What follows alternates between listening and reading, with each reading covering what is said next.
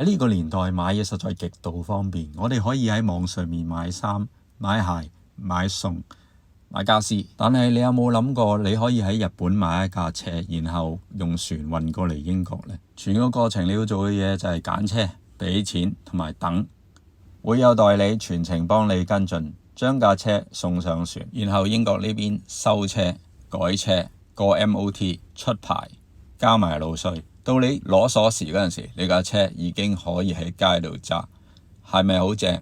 最抵死嘅就係隨時平過你喺英國買啊！呢個就係我喺日本買返嚟嘅買餸車，本田 Fit 仔 Hybrid RS。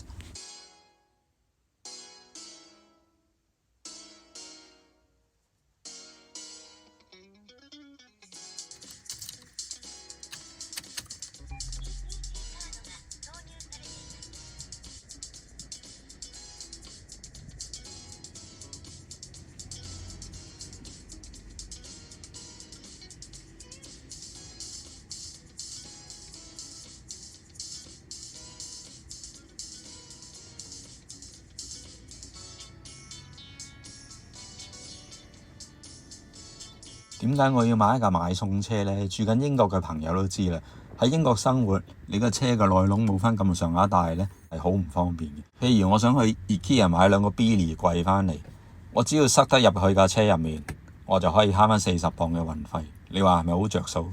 咁當然啦，我哋先解決基本嘅生活需要，搞掂咗之後，我哋就可以再諗86啊、RX7啊或者 NSX 啊。咁啊，悉隨尊便啦，係咪？入返正題啦，而家我哋咧就會介紹究竟如果喺日本買架車寄過嚟英國，總開支要幾多，要等幾耐，跟住咧最重要呢樣嘢，點樣可以交少啲稅，跟住就係點樣容易啲過到 DVLA 個關啦。最後我分享我嘅買車經歷啦，成個過程都唔係一帆風順嘅，嗰個代理都有少少甩漏嘅，但係最後都叫做解決咗。咁你睇完我嘅經歷嘅話，如果你都想委託呢個代理啦，幫你代購嘅話，你入我嘅會員號碼喺你 check out 嗰陣時咧，咁就會有少少優惠啦。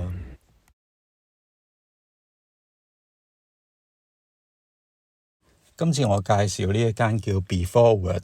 點解我會幫襯呢間呢？因為我嗰架買餸車咧係佢獨家嘅，冇辦法啦，因為得佢先至買到，所以我就幫襯佢。其實我認識嘅代購咧都有3間嘅，但係我唔想咁離題，所以遲啲有機會再同大家分享。去到個主頁咧，其實都好容易用嘅。你見到品牌同埋 models 咁，你淨係睇豐田都9萬幾架啦，你點會擔心買唔到車啊？你擔心唔夠錢好過啦。咁假設我哋今次揾嘅目標係 MR2 陳浩南嗰架。咁佢都見到有56架車啦，咁你咪慢慢揾咯。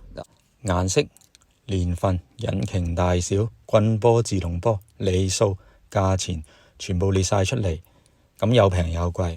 咁假設我想睇下呢架紅色啦，成架法拉利咁嘅色噶啦，咁入去睇下，佢會有更加多相俾你睇嘅。9800幾，唔係港紙，美金。我放大少少俾大家睇，你會見到寫住 CIF 嘅。咩叫 CIF 呢？即係車價、保險加運費。即係喺呢一刻，你只要俾咗呢9000幾蚊嘅美金呢，架車就會 hold 住俾你噶啦。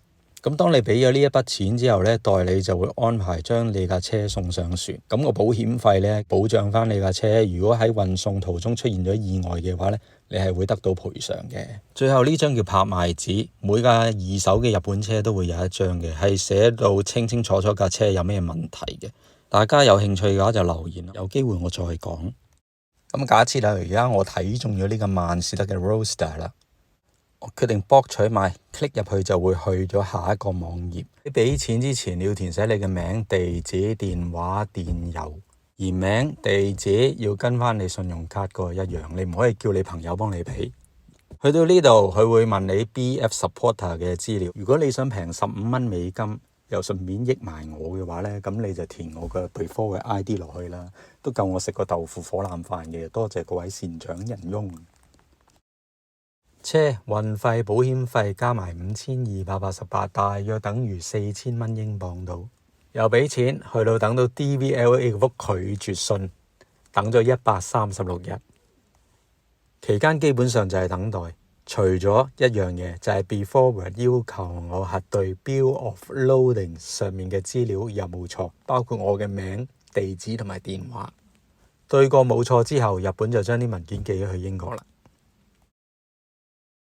有一樣嘢我就好 buy 嘅，但係可能有啲人覺得 BeForward 好市儈啦，就係架船呢未到英國嗰陣時咧，BeForward UK 嗰邊咧已經咧整個 email 俾我咯喎。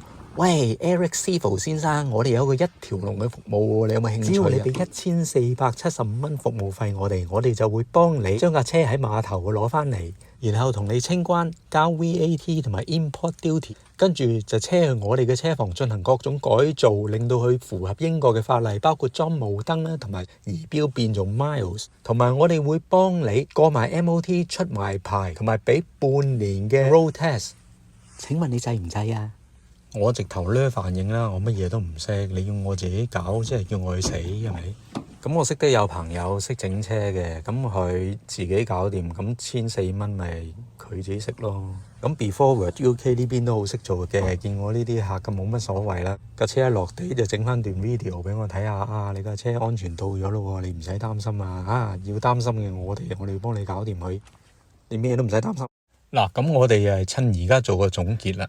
嚟到英國，究竟我俾咗幾多錢呢？首先 BeForward 嘅服務費係1475，跟住增值稅係 base on 車價加運費嘅2成，係880。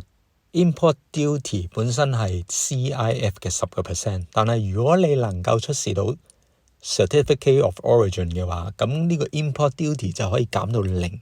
所以我寧願用55蚊英鎊，叫我 agent 幫我揾張 Certificate of Origin， 就慳咗個440鎊啦。埋單2410鎊。之前講過啦，等到136日，終於收到 DVLA 嗰封信，滿心歡喜，諗住揀定個靚日去攞車啦。點知一拆開封信，見到 I regret to inform you that， 就知道奶奶地嘅。簡單嚟講就係漏咗文件啦，所以我即刻聯絡代理啦，代理亦都好快咁幫我去 follow up 啦，但係結果都要等到個半月先收到架車。到收車嗰日啦 ，Eric Civil 揸車現身說法有何感受？我頭先收車啦，咁咧架車俾我嗰個 condition 預期咧係好好多嘅，即係睇落我都好新淨咯。咁其實佢有樣嘢幾窩心嘅。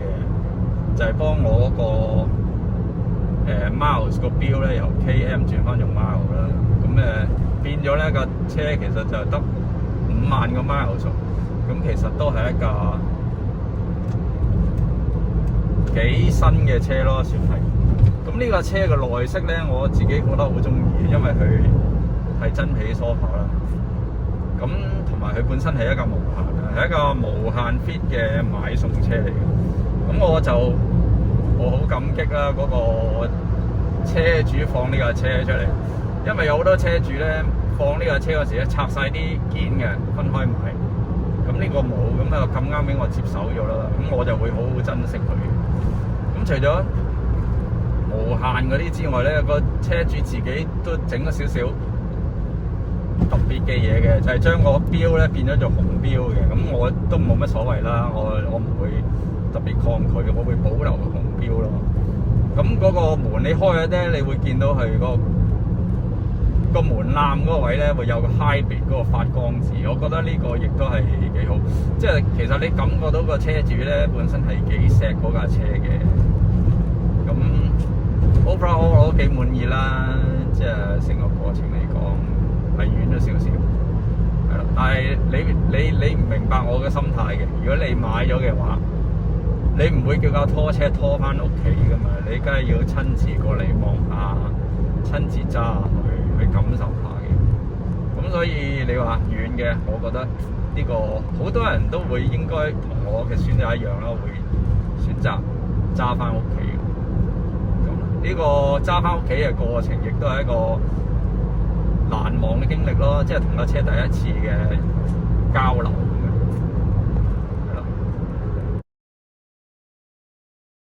識得我嘅人都知啊，唔搞震我就唔係叫 Eric Civil 啦。嚟緊我就有幾個大 project，咪全部都要落手落腳做啊，所以 update 得好慢。不過各位朋友仔，我並冇消失㗎，只係默默喺度工作嘅啫。我可以保證遲啲會有更加有趣嘅內容同大家分享嘅。下次我哋再見啦。